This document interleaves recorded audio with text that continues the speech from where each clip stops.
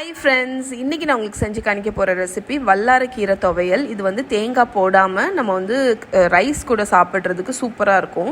1 teaspoon ஆயிலில் உளுத்தம் பருப்பு அதை போட்டு நல்ல செவக்க வறுத்துருங்க. கூடவே வர மிளகா பூண்டு போட்டு நல்ல ஒரு 2 மினிட்ஸ் வந்து ஃப்ரை பண்ணுங்கள். 1 டீஸ்பூன் ஜீரகம் போட்டு மிக்ஸ் பண்ணி ஆஃப் பண்ணிடுங்க.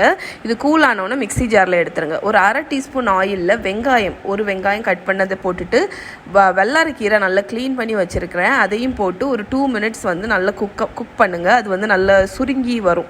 அந்த அளவுக்கு குக் பண்ணதுக்கப்புறம் அதில் வந்து தேவையான அளவு அந்த புளியையும் போட்டு ஒரு பெரட்டு மட்டும் பெரட்டிட்டு இதை கூல் பண்ண விட்டுருங்க. அதுக்கப்புறம் நம்ம மிக்சியில் உளுத்தம் பருப்பு எடுத்து வச்சுருப்போம்ல, அது கூட இந்த வல்லாரை கீரையும் போட்டு தேவையான அளவு உப்பு, 1 டீஸ்பூன் வெல்லம் நீங்கள் அட்ஜஸ்ட் பண்ணிக்கோங்க. ஏன்னா வல்லாரை கீரை வந்து கொஞ்சம் கசக்கும், அதனால் அதுக்கு தக்கன வெல்லம் போட்டு கொரப்பாக அரைச்சி எடுத்துட்டிங்கன்னா வல்லாரை கீரை துவையல் ரெடி. இது சாதத்து கூட சாப்பிட ரொம்ப நல்லாயிருக்கும். கொஞ்சம் சாதத்தில் நெய் போட்டு நல்லெண்ணெய் போட்டு சாப்பிட்லாம்.